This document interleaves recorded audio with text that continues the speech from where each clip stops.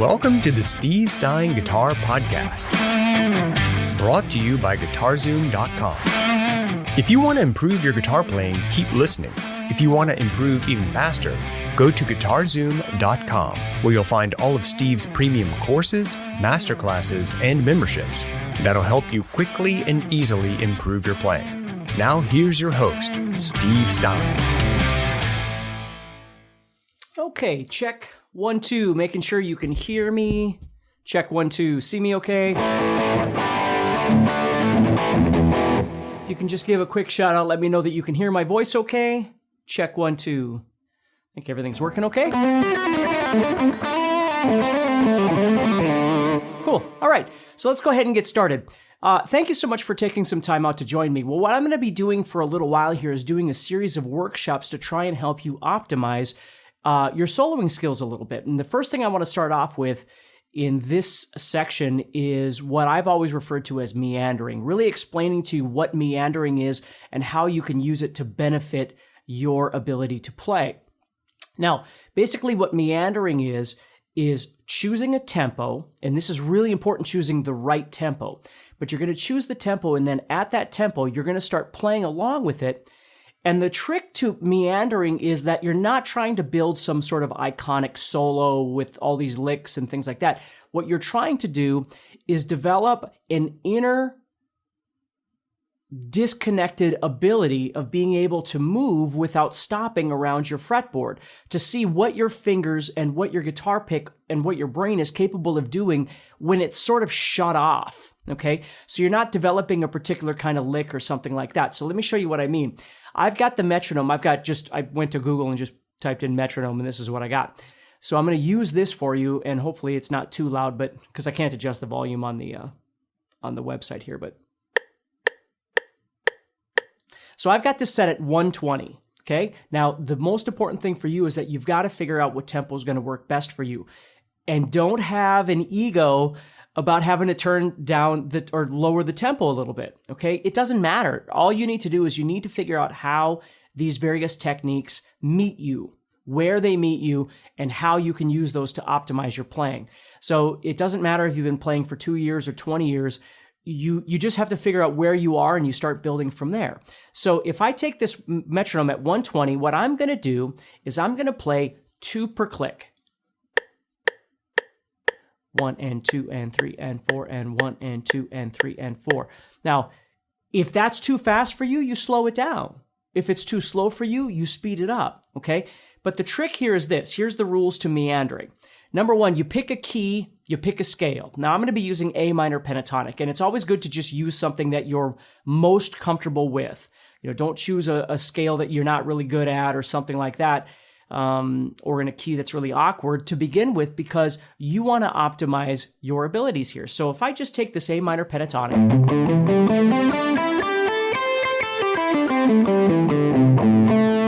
and I'm just going to use that. And what I'm going to do is I'm going to start moving around inside here. There's a couple of rules to meandering. Number 1, I'm not allowed to just play the scale up and down. I am not allowed to do that.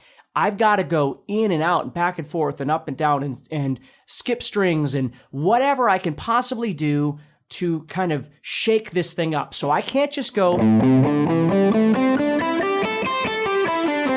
for 5 minutes. I need to try and go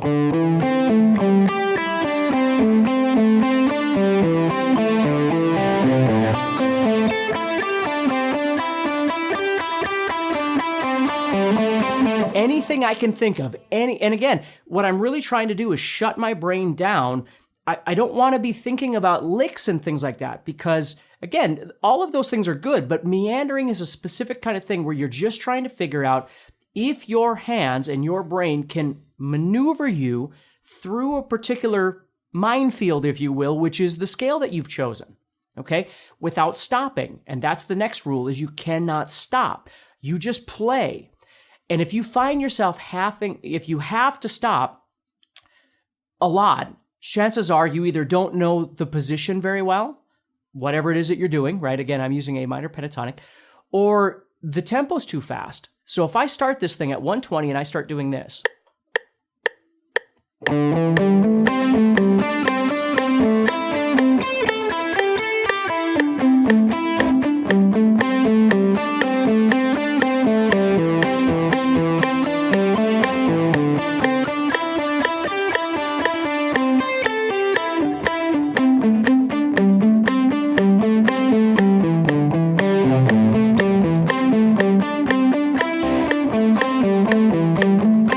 see what I mean? Just over and over and over, whatever. Now, it's okay to repeat things. Like if all of a sudden you find your brain is getting kind of squashed, you can repeat just an idea. You might just get stuck going, and that's okay. And when you're ready, you come out of that and you head somewhere else. This is a really important tool to develop the position on your guitar or positions on your guitar and your ability to be able to maneuver. Because what you really have to understand about soloing is there are key elements in most people's solos, whether it's a melody that you're using or maybe some licks that you've developed that you want to try and implement. But in between that stuff is meandering. Now, there's more to this, and in more of the workshops, we're going to keep going with this, but this is the first place to start. So what I want you to do is try and choose a tempo. Again, you could try 120 and see how it works for you. And here's, I call it stress points. If you start trying to do this and you find it's constantly failing, again, you have to look at yourself and go, what is going on here that I need to improve upon? Which is the whole point, is you're trying to take the issues that you're having with your playing and kind of have them come to the surface so you can figure out what it is that you need to fix. So maybe you need to work on that position better, right? Or maybe you find that a certain kind of movement with your fingers tends to always flub up, and you need to try and work on that and fix that. Maybe it's a string skip kind of thing or something. You need to become aware of these things as you're playing, right? So you're kind of, again, and I don't mean this negatively, you're trying to play kind of brainlessly, just seeing what happens. But as you're doing that, you become more aware of what is or isn't working. Or maybe the tempo's too fast, like I said before, and you need to break that down a little bit. It's okay. You just got to get on the map. You just got to start somewhere and then start building. So that's one thing you can do, is just take a single position, whether it's pentatonic, whether it's diatonic, whatever. I always recommend starting with pentatonic to develop this concept. And then if you want to move into a diatonic scale or something, that's perfectly fine.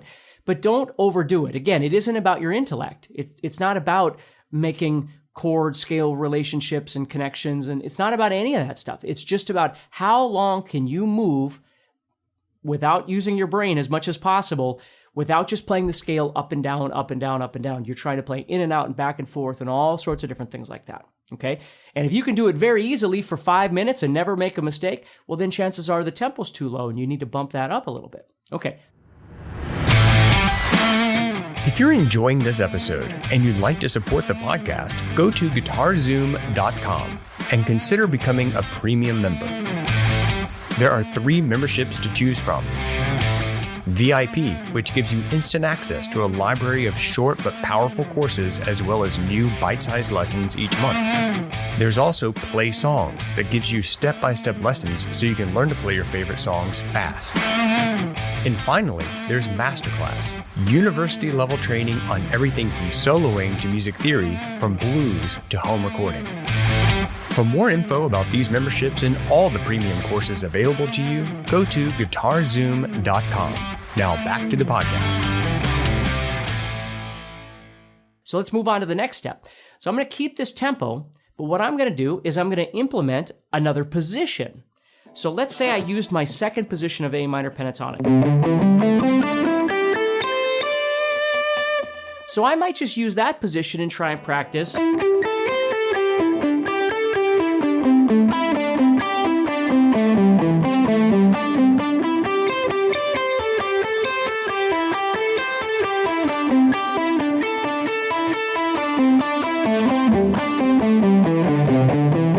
Whatever, just over and over and over, just that position.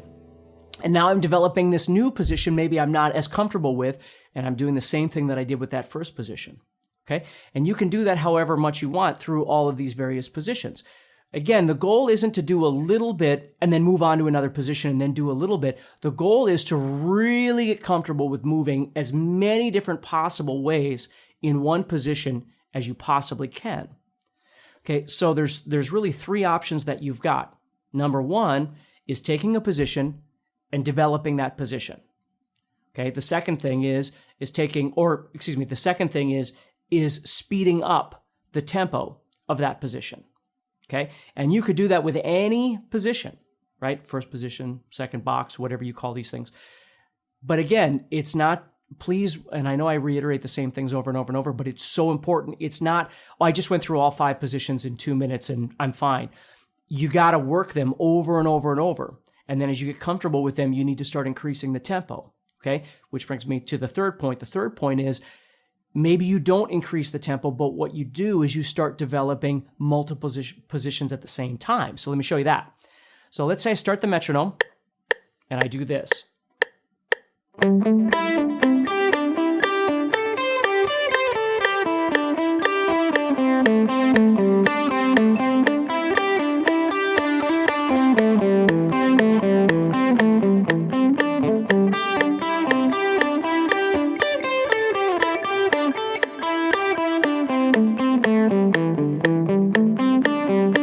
See, and you just try and go over and over and over as much as you can, just moving around. And, if you make a little flub or something, it's not a big deal. You just keep going. But if you find that your brain is really shutting down or your fingers get locked and they can't keep going, then again, look at the position, look at the tempo, whatever. And slowly what happens is you start learning to maneuver around your entire fretboard, right? So if we start that again.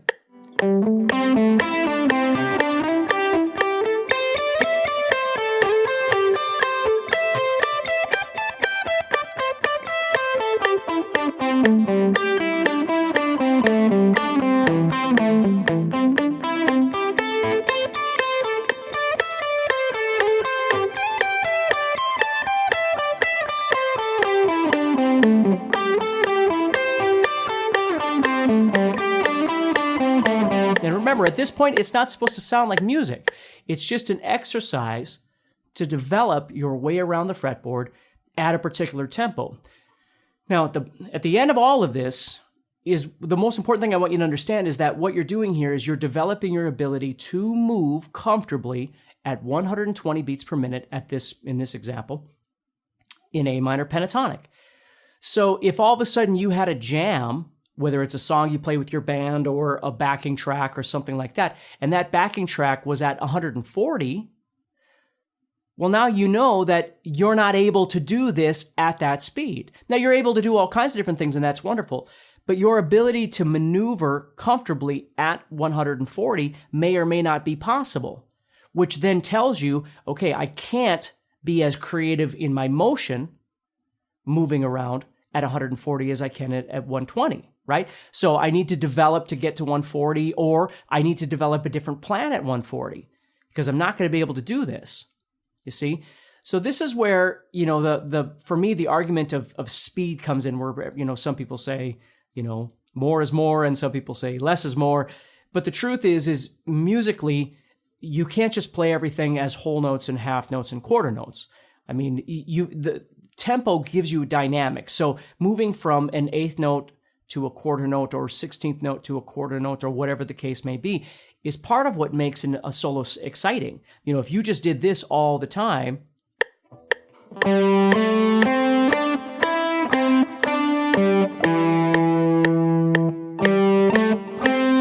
if every solo that you played couldn't go any faster than quarter notes at 120, it wouldn't be a very exciting solo.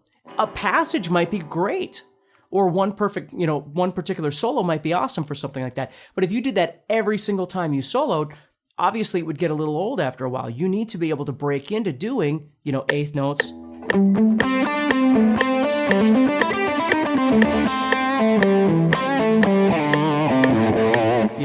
All of that stuff gives us that energy and dynamic to be able to go faster and slower. So this is a really great technique to practice. So hopefully this helps you a little bit. If you're interested, I have a guitar course called Guitar Solos over at GuitarZoom.com that I would love for you to check out, where I go through all of this kind of stuff and build the whole thing to much more detail. So you can check that out again at GuitarZoom.com. It's called Guitar Solos.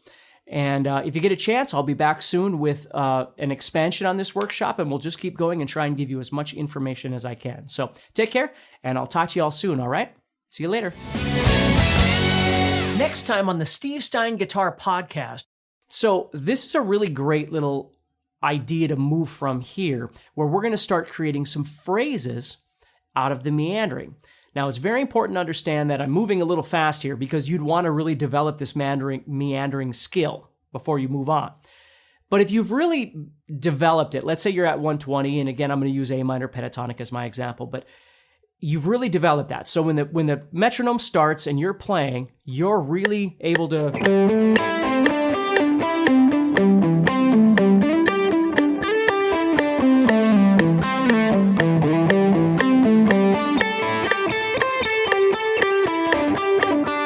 whatever.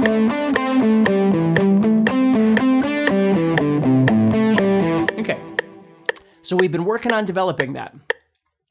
Now, the next step is we start taking this idea. And again, this is, like I just said, once we've really developed this, right? We can do this.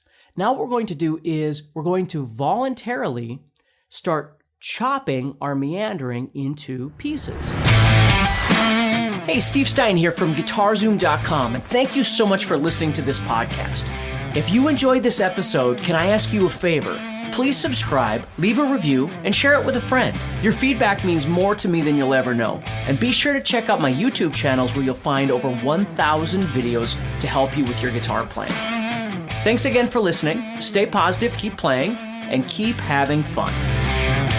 If you'd like some help with your guitar playing but you're not sure how to get started, go to GuitarZoom.com and look for the Help Me Choose survey. By answering a few simple questions, you'll get Steve's personal recommendation of the perfect course for you. All this and more is available for you at GuitarZoom.com.